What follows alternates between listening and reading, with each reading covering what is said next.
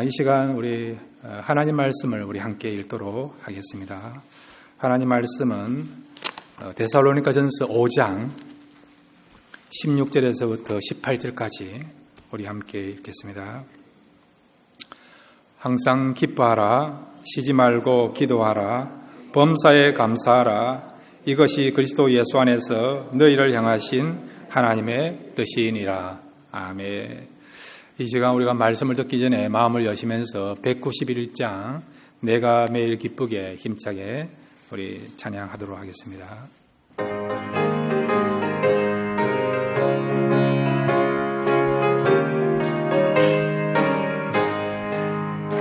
내가 매일 기쁘게 설레길 행함은 주의 팔이 나를 안보함이요.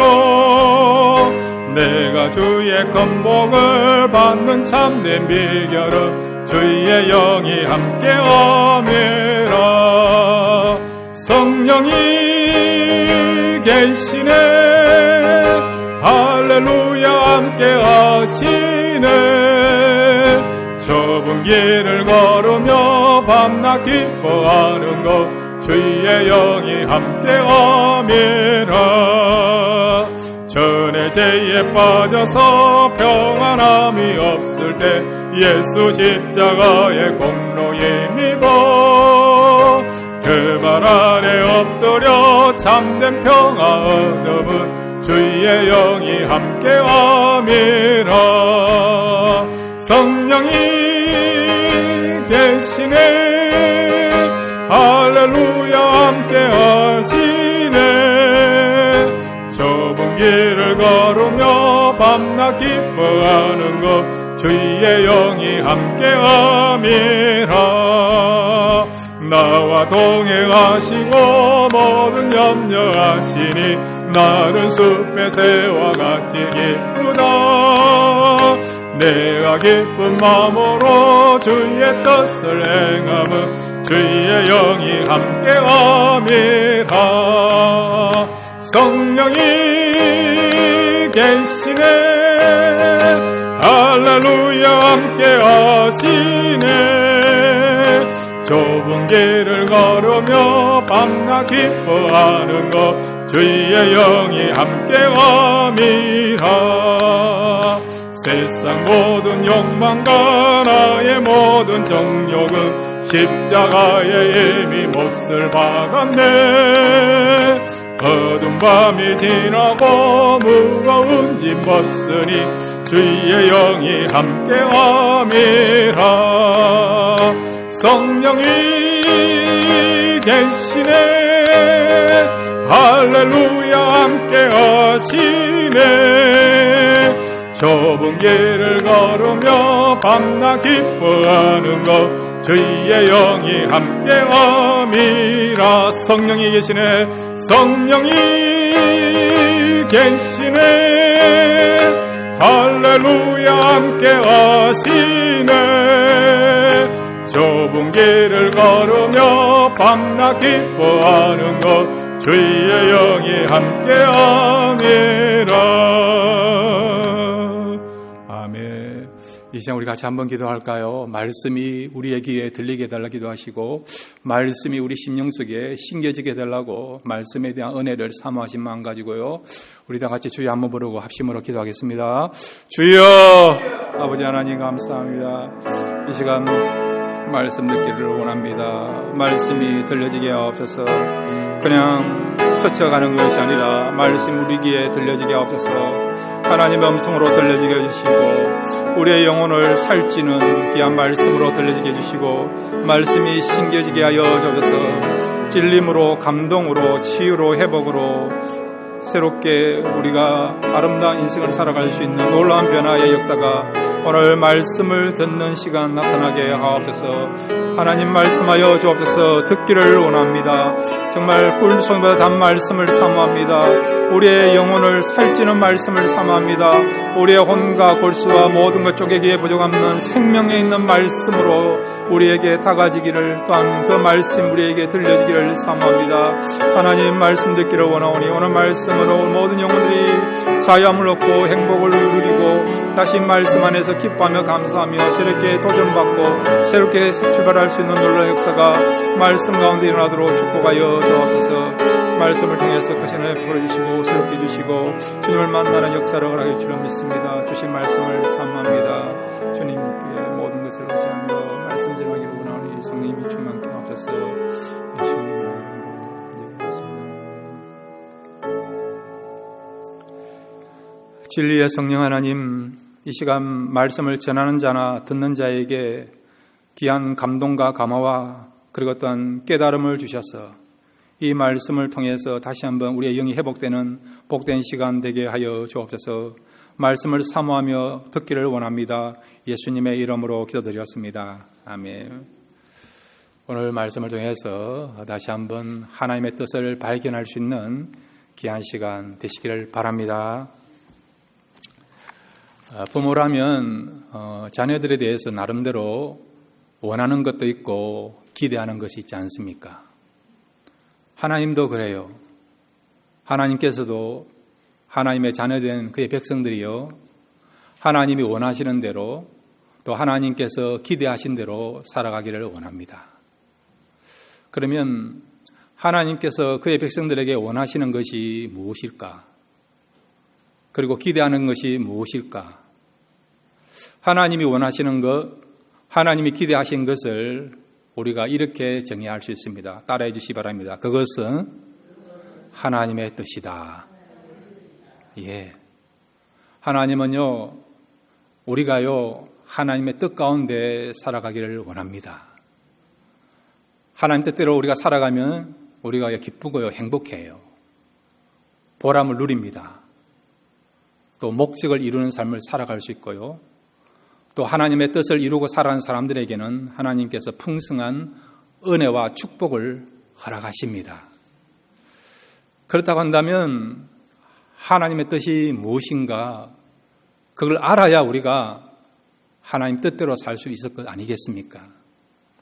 하나님 뜻에 대해서 우리가 두 가지로 크게 정의를 해볼 수 있어요. 일반적인 하나님 뜻이 있고요, 개인적인 하나님 뜻이 있습니다. 개인적인 하나님 뜻이 뭐냐니까 분명하게 대해서 명시하지는 않은 뜻입니다. 내가 어디로 가야 되고 누구를 만나야 되고 어떤 사람과 결혼해야 되고 이 직장을 선택해야 될 것인가, 어느 학교로 가야 될 것인가, 이런 부분에 대해서 우리가 어떤 경우는 하나님 뜻을 알고 행해야 되는데 막연한 경우가 참 많아요. 이런 것들은 개인적인 뜻이라 할 수 있죠. 그러면 이런 개인적인 뜻에 있어서 우리가 하나님의 분명한 인도하심을 어떻게 얻을 수 있습니까? 그것은 여러분이 기도하시면서 또 말씀을 읽고 듣는 가운데 하나님께서 깨달음을 주시고 하나님께서 분명한 음성을 들려주실 때에 그것 붙잡고 각자마다 주신 그 뜻 가운데 하나님의 뜻을 붙잡고 살아가는 겁니다. 이러한 개인적인 뜻 말고요, 일반적인 뜻이 있어요. 신구약 성경에 보면 이것은 하나님의 뜻이다 분명하게 우리에게 정의해놓고 말씀하신 내용들이 일반적인 뜻입니다. 오늘 성경에 보면 그 일반적 뜻 가운데서 정말 중요한 세 가지가 나와요. 이것은 믿음, 소망, 사랑처럼 이 세 가지가 정말 서로 맞물려서 연결되어 있는 중요한 그런 하나님 뜻이 나와 있습니다.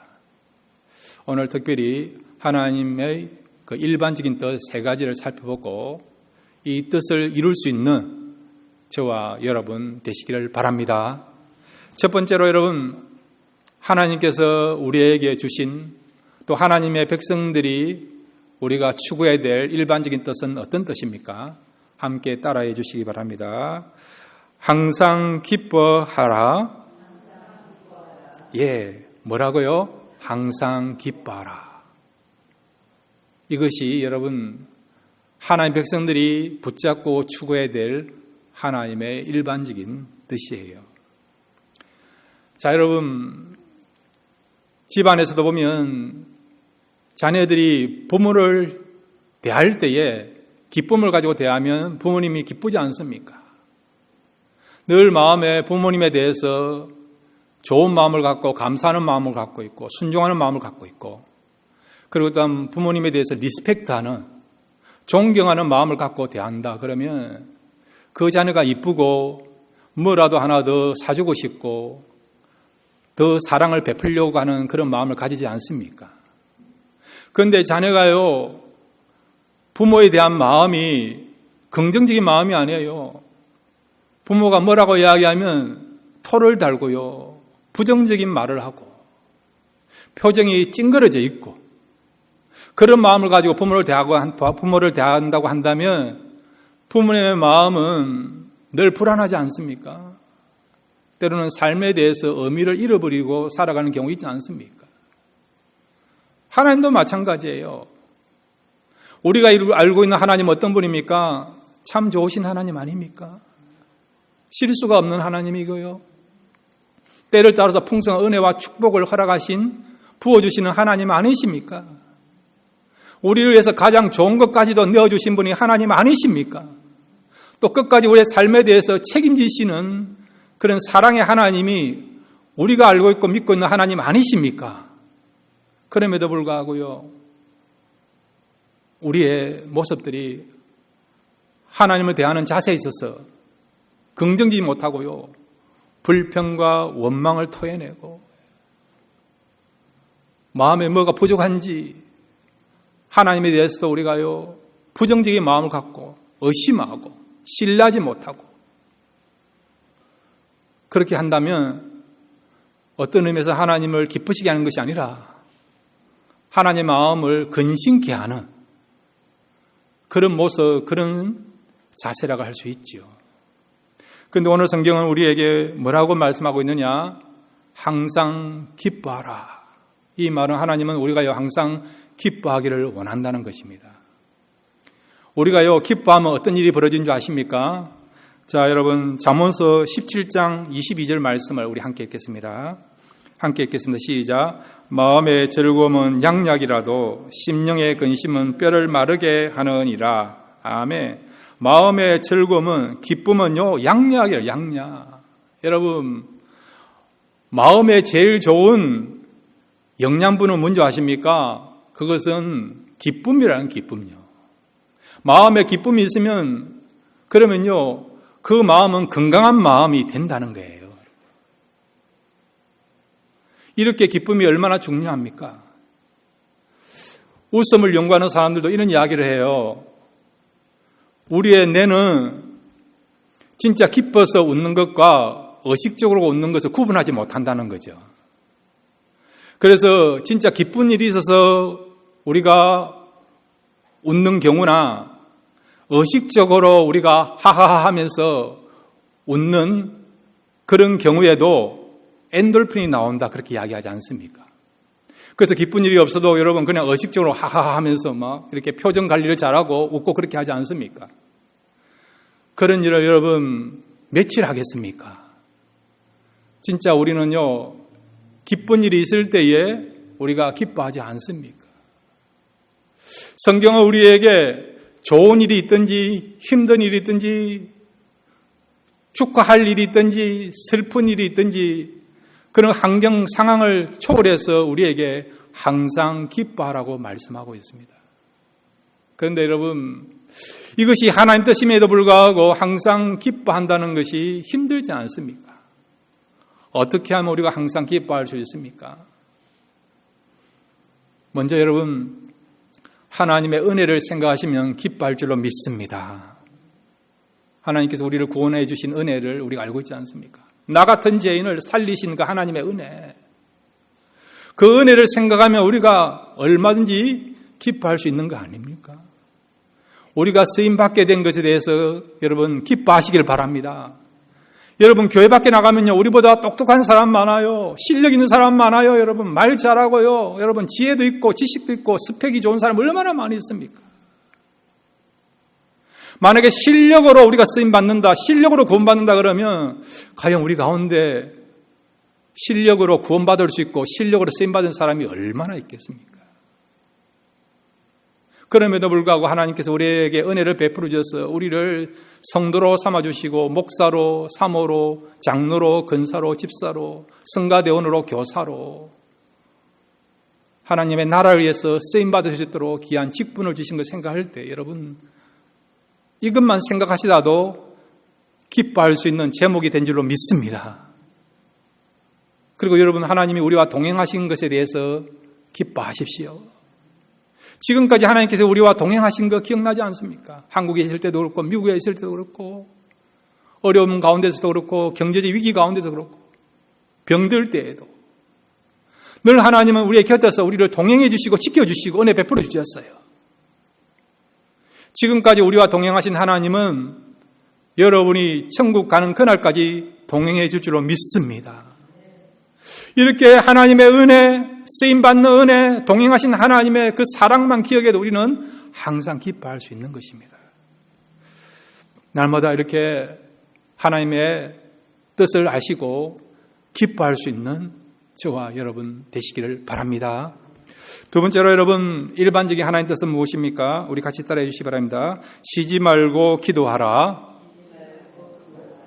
예, 그렇습니다. 쉬지 말고 기도하는 것이 하나님의 뜻입니다. 자, 여러분 기도가 뭐라고 생각하십니까? 어떤 분은 기도를 거래라고 생각해요. 이렇게 기도하는 분이 있어요. 하나님, 이번에 이 기도 들어주시면 뭐 하겠습니다. 11조 하겠고요. 예. 교회 열심히 봉사하겠습니다. 하나님 거래하는 분 있지 않습니까? 성경에 보면 하나님 앞에 거래하는 사람도 참 많아요. 입다란 사람은요, 사사로 임명받았는데 암몬과 전쟁을 치러야 되는데 두려운 거죠.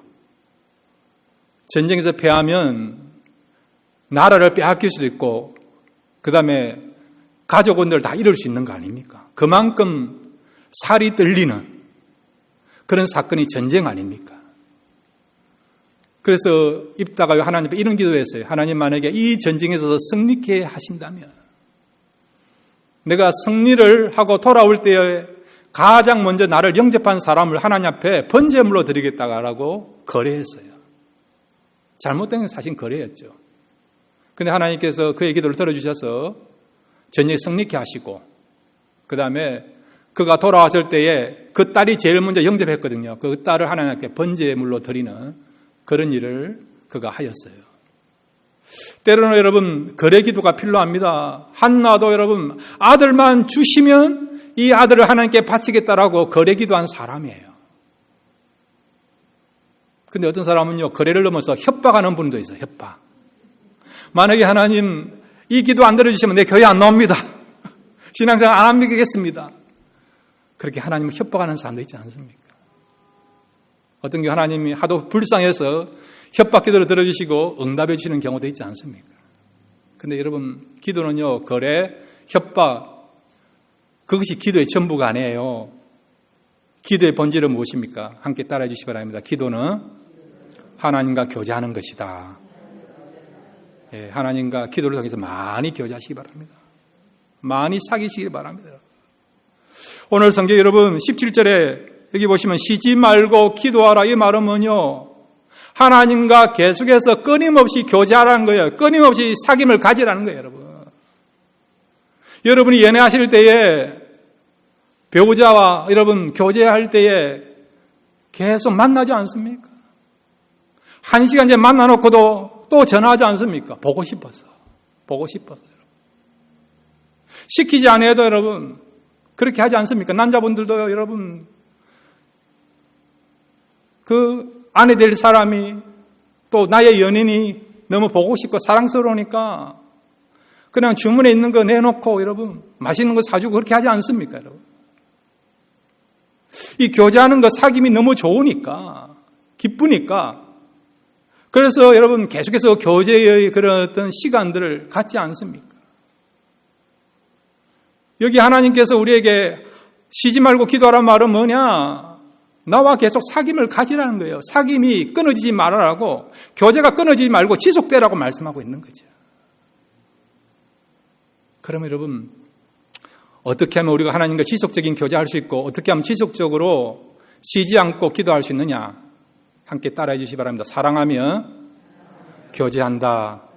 사랑하며 기도한다. 예, 그래요. 교제의 생명은 뭡니까? 사랑 아닙니까? 사랑하면 교제하는 거예요. 계속 사귐을 갖는 거예요. 사랑하지 않으면, 사랑이 식어지면 교제하는 시간들이 점점점 줄어드는 거 아니에요. 여러분이 하나님을 사랑하면요, 기도할 수밖에 없어요. 왜?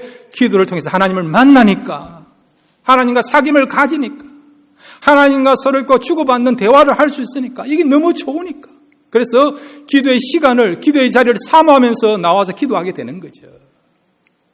환경이 문제가 아니에요. 하나님을 사랑하면 여러분 기도할 수밖에 없습니다. 여러분, 어떻게 하면 하나님을 사랑할 수 있느냐? 답이 나와 있죠. 기도하면 하나님을 사랑하게 될 줄로 믿습니다. 기도하면 하나님을 사랑해요. 그래서 기도하는 거예요. 시편에 보면 기도하는 자들이 참 많이 나와요. 시편에 우리가 기도라 이야기하기도 하고, 때로는 시라 이야기하기도 하고, 때로는 찬송으로 그렇게 이야기하죠. 시편에 보면 여러분, 자기 마음에 있는 감정을 다 표출하면서 하나님 앞에 기도하는 사람들이 나와 있지 않습니까? 분노의 감정을 가지고 기도하는 사람, 상처의 마음을 가지고 기도하는 사람, 찬양의 그런 내용을 가지고 기도하는 사람, 슬픔을 가지고 기도하는 사람, 또 어떤 경우는 두려움과 염려를 가지고 기도하는 사람, 어떤 사람은 감사의 내용을 가지고, 오늘 우리 찬양대 감사의 기도 그런 내용처럼 감사의 내용을 가지고 기도하는, 그런 기도하는 사람들이 나와 있지 않습니까? 종교개혁자 칼빈은요, 시편을 이렇게 표현하고 있어요. 시편은 인간의 마음을 보여주는 해부도와 같다, 그러세요. 여러분, 인간의 마음을 알기를 원하십니까? 시편을 보십시오. 시편 속에 인간의 마음 속에 뭐가 있는가? 분노, 슬픔, 감정, 괴로움, 질투, 시기, 원망, 불평, 찬양, 칭찬, 이 모든 것들이 포함되어 있는 게 시편의 내용이에요. 그런데 시편의 시 가운데서, 또 시편의 여러분 그런 기도 가운데서 좀 특별한 그런 기도가 있어요. 여러분 들어보셨나요? 저주의 기도라는 내용이 있습니다. 저주의 기도. 저주의 시라고 하는 그런 시편의 시가 있어요. 대표적인 시편이요, 시편 109편입니다. 저주의 시, 저주의 어떤 기도가 시편에 여러 편이 있는데 그 중에서 가장 강도가 센 그런 시편이 109편이에요. 4절부터 10절까지만 같이 한번 읽겠습니다. 시편 109편 4절부터 10절입니다. 시작. 나는 사랑하나 그들은 도리어 나를 대적하니 나는 기도할 뿐이라. 그들이 악으로 나의 선을 갚으며 미워함으로 나의 사랑을 갚았사오니 악인이 그를 다스리게 하시며 사탄이 그의 오른편에 서게 하소서. 그의 심판을 받을 때에 죄인이 되어 나오게 하시며 그의 기도가 죄로 변하게 하시며 그의 연수를 짧게 하시며 그의 직분을 타인이 빼앗게 하시며 그의 자녀는 고아가 되고 그의 아내는 가부가 되며 그의 자녀들은 유리하며 구걸하고 그들의 황폐한 집을 떠나 빌어먹게 하소서. 예, 이게 저주의 시예요. 저주의 어떤 기도입니다. 이걸 좀 요약해 보면요, 이래요. 하나님, 그 사람이요, 악인의 종이 되게 하소서. 하나님, 사탄이 그의 오른편에 서게 하소서. 하나님, 그가 기도하면 죄로 변하게 하소서. 하나님, 그가 빨리 죽게 하소서. 하나님, 그의 직분을 타인이 빼앗게 하소서. 하나님, 그의 자녀는 고아가 되게 하시고 그의 아내는 과부가 되게 하소서. 하나님, 그의 자녀들은 다 거지가 되게 하소서. 하나님, 고리대금업자가 그의 소유를 다 빼앗아 가게 하소서. 하나님, 그에게 은혜를 베풀 자가 없게 하소서. 그에게는 항상 저주가 떠나지 말게 하소서. 그의 자손이 끊어지게 하소서. 이것이 여러분 시편 9편에 나타나 있는 저주의 기도, 저주의 시에 관한 내용이에요. 이 시를 쓴 사람이 누군지 아십니까? 다윗입니다. 다윗이. 얼마나 힘들었으면 믿음의 사람, 하나님을 알고 있는 사람, 또한 사랑의 마음을 갖고 있는 다윗이 이런 저주의 시를 쓰게 됐는가? 여러분에게 묻습니다. 여러분, 이런 저주의 마음을 가져보신 적이 있습니까? 나를 너무 힘들게 한 사람이 있어서 이런 마음을 이런 마음을 품어본 적이 있습니까? 이런 내용을 가지고 기도한 적이 있습니까? 답을 안 하시네요, 여러분. 저한테는 이런 내용이 있을까 없을까요? 저를 힘들게 한 사람이 있었어요.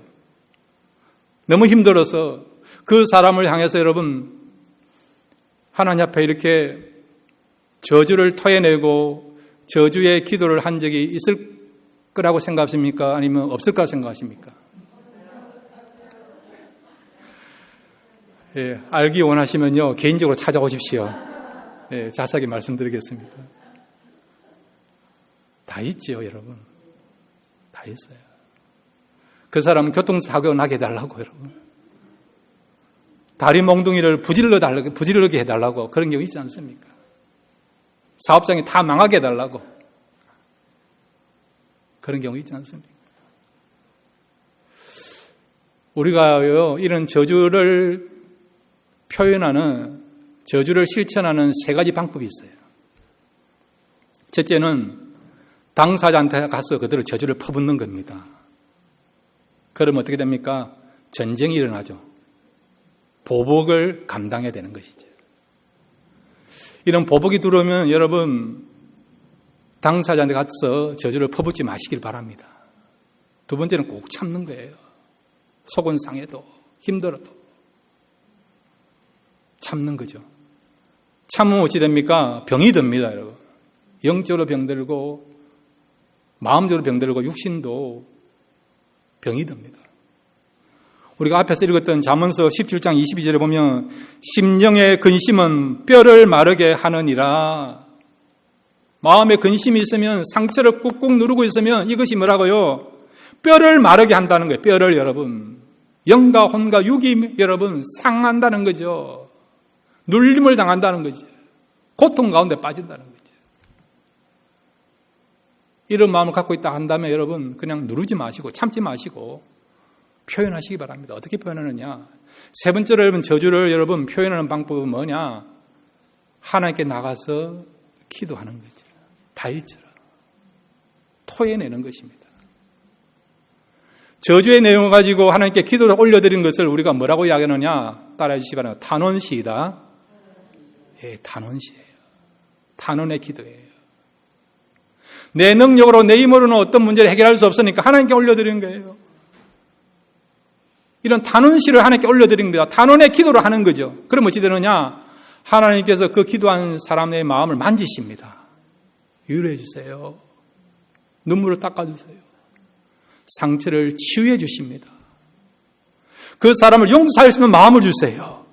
처음에는 저주하고 그런 마음이었지만은 용서하고 그를 위하여 기도해 주고 축복해 줄 수 있는 그런 마음으로, 환경으로 바뀌게 하십니다. 여러분, 마음에 힘든 것이 있다 한다면 참지 마시고 담아두지 마시고 하나님께 올려드려서 푸시길 바랍니다. 그럴 때 그때부터는 그 문제가 여러분의 문제가 아니고 하나님의 문제가 되고 하나님의 일이 되어서 환경도 바꿔주시고 여러분의 마음도 바꿔주셔서 새로운 역사와 새로운 기쁨을 맛보는 역사가 기도를 통해서 나타나게 될 줄로 믿습니다. 여러분, 하나님을 사랑하기를 원하신다 한다면, 여러분이 진짜 하나님을 사랑하신다면 날마다 하나님과 기도하십시오. 기도할 때에 하나님과 교제가 깊어지고 또 여러분 마음의 문제도 다 치유받고 해결받는 역사가 일어나게 될 줄로 믿습니다. 세 번째로 여러분, 하나님의 일반적인 뜻이 무엇입니까? 우리 같이 따라해 주시기 바랍니다. 범사에 감사하라. 예, 18절 말씀 우리 같이 읽겠습니다. 시작. 범사에 감사하라. 이것이 그리스도 예수 안에서 너희를 향하신 하나님의 뜻이니라. 아멘. 여러분, 감사가 얼마나 중요합니까? 시편 50편 23절에 보면 감사로 제사 드린 자가 나를 영화롭게 하리라라고 말씀하고 있어요. 우리가 하나님께 영광을 올려드리고 영화롭게 하는 것이 삶의 목적 아닙니까? 근데 하나님은 우리가 감사할 때에 하나님이 우리에게 허락하시고 또 하나님이 원하시는 바른 그런 어떤 목적을 알고 살아갈 수 있는 삶이 감사를 통해서 이루어진다는 것을 또 말씀하고 있습니다. 근데 여러분, 우리가 범사에 감사한다는 것이 쉽지가 않아요. 기쁜 일, 좋은 일만 있으면 감사할 수 있지만은, 그런데 힘든 일, 어려운 일이 자꾸 잘 안 풀리고 꼬이고 그 다음에 힘들어지고 내가 원하는 대로 잘 안 되고 그렇다고 한다면 때로는 우리가 질병을 갖게 된다고 한다든지 그러면 감사하는 일보다 때로는 낙심하고 원망, 불평을 하는 경우가 더 많지 않습니까? 근데 성경은요, 좋은 일이든지 힘든 일이든지 축복된 일이든지 슬픈 일이든지 그런 일을 떠나서 우리에게 범사에 감사하라고 말씀하고 있습니다. 이 말은 우리가 모든 환경 속에서 감사할 수 있는 그런 조건이 포함되어 있다는 것을 말씀해 주고 있습니다. 여러분, 감사는요, 해석 능력이라 할 수 있습니다. 어떻게 해석하냐에 따라서 감사할 수 있고 또 어떤 경우는 감사하지 못하는 그런 면들이 나타나죠. 지구상의 인구가요, 최소한 지금 75억 정도 됩니다. 그 가운데 여러분, 집이 있는 사람, 집이 있다는 것은 여러분, 자기가 집에 오너라든지 아니면 아파트나 전세로 집에서 살든지 그걸 다 포함하는 거예요. 편하게 잠을 잘 수 있는 그런 집이 있는 사람, 그 다음에 냉장고에 그래도 먹을 것이 있는 사람, 그 다음에 여러분 따뜻한 물을 가지고 샤워를 할 수 있는 사람, 그 다음에 사업체가 있거나 직장생활을 할 수 있는 사람, 이 네 가지 조건을 갖춘 사람이 여러분 지구상에 몇 퍼센트 정도 되는 줄 아십니까? 25% 사람만이 이 네 가지를 다 누리고 있고 소유하고 있어요. 이 자리에 참석하신 분들은 이 네 가지를 다 소유하고 있는 사람들 아닙니까? 바꿔 말하면 이 지구상에요, 75% 사람들은 이런 것들을 누리지 못하고 살아간다는 거죠. 이런 것만 생각해도 우리는 얼마든지 감사할 수 있는 조건이 우리에게 주어져 있다는 것을 알 수 있지 않습니까? 지난 우리가 1년을 돌아보면서 감사할 내용들이 얼마나 많이 있습니까? 그래도 예배 드릴 수 있는 환경을 주신 것에 우리가 감사할 수 있고요. 기도할 수 있도록 우리의 걸음을 인도하신 것에 대해서 감사할 수 있고, 이렇게 만날 수 있도록 이런 기회와 여건을 만드신 하나님에 대해서 우리 감사할 수 있고요. 여러분이 일할 수 있고, 그리고 또한 얼마든지 가족과 함께 교제할 수 있고 사귐을 가질 수 있는 것에 대해서 우리가 감사할 수 있는 거 아닙니까? 그리고 여러분이 먹을 수 있는 것에 대해서도 감사하시길 바랍니다. 미국의 석유왕이었던 락카펠러 같은 경우는요, 그 사람은 미국에서 제일 갑부였지만은 1년 이상 동안 이장병에 걸려가지고요, 그가 먹은 것은 우유하고 크래커밖에 없었습니다. 그러니까 여러분 마음껏 먹을 수 있는 것에 대해서도 감사하시기를 바랍니다.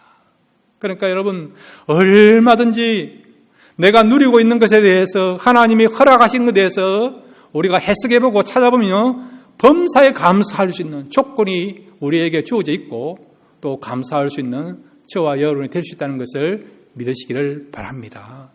그 다음에 여러분 이 감사는요, 감사를 부르는 통로가 되는 것이 감사입니다.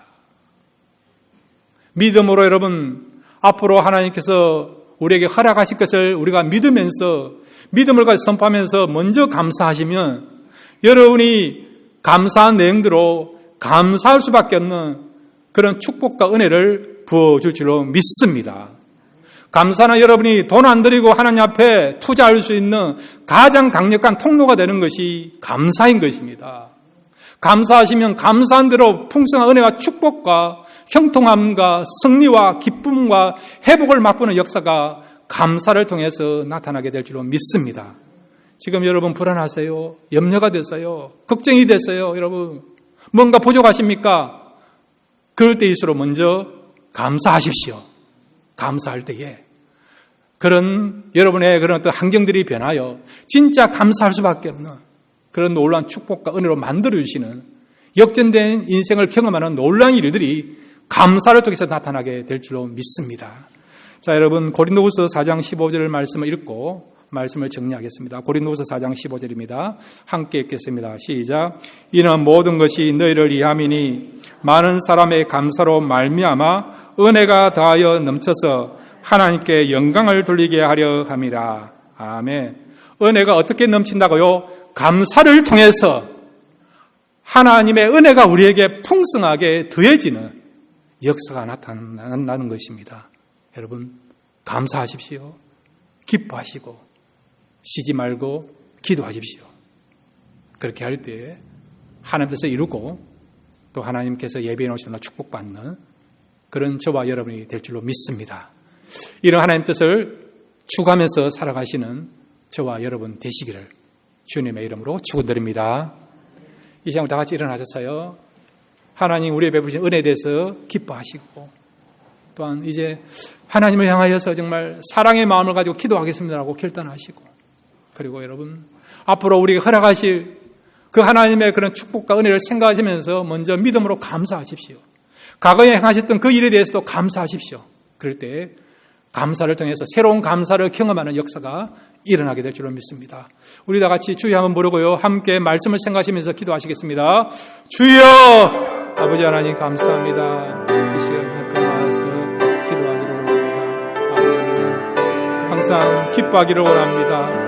내게 주신 은혜, 쓰임받게 하신 은혜, 동행하신 은혜를 생각할 때에 기뻐하기를 원합니다. 하나님, 날마다 우리가 기쁨을 가지고 살아가는 삶을 되게 하옵소서.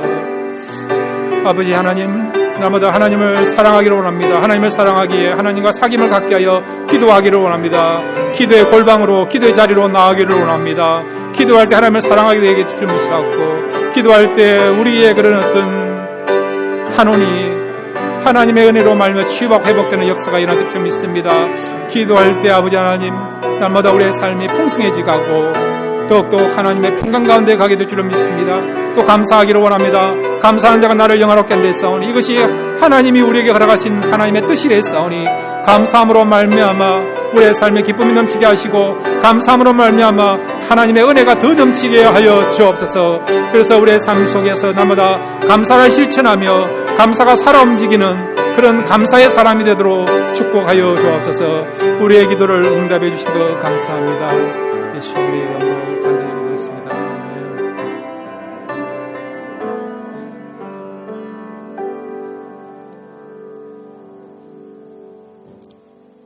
항상 기뻐하라, 쉬지 말고 기도하라, 범사에 감사하라, 이것이 하나님의 뜻이라 했사오니 이번 한 주간 이 하나님 뜻을 붙잡고 살아가기를 원합니다. 그랬을 때에 우리의 기쁨 속에서 하나님 영광이 드러나게 해주시고, 기도를 통해서 하나님과 더 깊은 사귐을 갖게 해주시고 감사함으로 새로운 감사를 경험하는 역사가 일어나도록 축복하여 주옵소서. 예수님의 이름으로 기도드렸습니다. 아멘.